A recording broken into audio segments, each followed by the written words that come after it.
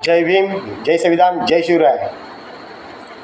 आत्ता व्हिडिओ बनवण्याचं कारण असं आहे, जरांगे पाटलाच्या समर्थक आहेत कार्यकर्त्यांनी आज त्याचा जो बोल खोललेला आहे तो बोल तुमच्या समोर आहे, ऐका।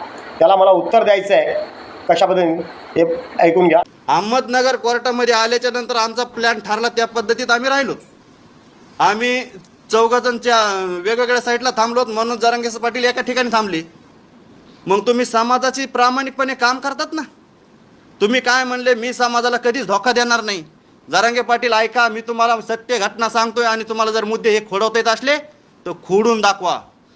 तुम्ही काय सांगितलं, आपण 5 जण आहेत। जरांगे पाटील, तुम्ही ज्या दिवशी आपला हल्ला करायचा ठरवला होता, आम्ही 4 जणांनी हल्ला केला आणि तुम्ही समाजासाठी काम करणारे शिवबा संघटनेचे संस्थापक अध्यक्ष त्या कोपर्डी अहमदनगरच्या कोर्टामधून पळ काढला आणि गावाकडे गेलात। आता तुम्ही जरांगे पाटलाची त्यांच्या कार्यकर्त्यांनी त्याची काय लायकी आहे आणि तो काय विचाराचा आहे, हा मनुस्मृतीचा माणूस आहे, आरक्षणचा हा दलाल आहे। हा सांगतो ओबीसीमधून आरक्षण पाहिजे। संतोष बांगडबरोबर जे झालेले प्रकरण त्यामध्ये आपल्या असणाऱ्या साथीदारांना सोडून येऊ शकतो आणि ह्या ओबीसी बांधवांकडे आरक्षण मागण्यासाठी कुठल्या ओबीसीसाठी तो अन्याय झाल्यावरती तू बाहेर आलास, त्यावेळेस तुला लाज वाटते का यायला, का तुला दिसत नाही आणले आहेस का? अरे बढिया, थोडी तरी शरम कर, विचार करायची गोष्ट। ज्या वेळेस आमच्या एक मुलावरती संकेत भोसलेला जिवंत मारून टाकलं, 11वी असणाऱ्या मुलाला, त्यावेळेस तू कुठे गेलेलास? त्यावेळेस तुझे डोळे फुटतात का? ओबीसीमधून आरक्षण मागतोस, लाज वाटायला पाहिजे तुला आधी। मग ओबीसी बांधवांवरती हल्ला झाल्यावर तू कुठे असतो, त्याचा आम्हाला उत्तर द्यायचा।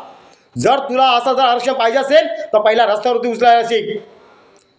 त्या दिवशी कुर्ल्यामध्ये बुद्ध भिक्षूंना मारले, ऐका तुझा व्हिडिओ एक तारी, ऐका तुझी मुलाखत, काय स्वतःला समजतोस तू आपला। लक्षात ठेव, जर तुला आहे ना कुठलीही गोष्ट जर आमच्या विरोध करायची असेल तर ह्या भीमसैनिकाला कधीच तुला माफ करणार नाही। तुला माझं आव्हान आहे, तुला आज सांगतोय, कुठल्याही गोष्टीमध्ये संविधानाच्या माध्यमातून चालायचं। आणि जर तू आम्हाला भाव मानत असेल तेही तुला आम्हाला लाज वाटते तुझ्या भावाला भाव मानायला। आमच्यावरती अन्याय होला त्यावेळेस तुला येता येत नाही, तुला बोलता येत नाही। अरे तू स्वतःच्या लोकांवरती गद्दार आहेस, आमच्यावर गद्दारी कशाचं करशील? कोण तुझ्यावर विश्वास करेल? ज्या मॉमेडियन लोकांनी तुला ज्या गोष्टीला मोर्चाआडी तुला अन्नदान दिलं, बेशरम आहेस तुला, त्यांचे उपकार आहेत का तुझ्यावरती फेडायची?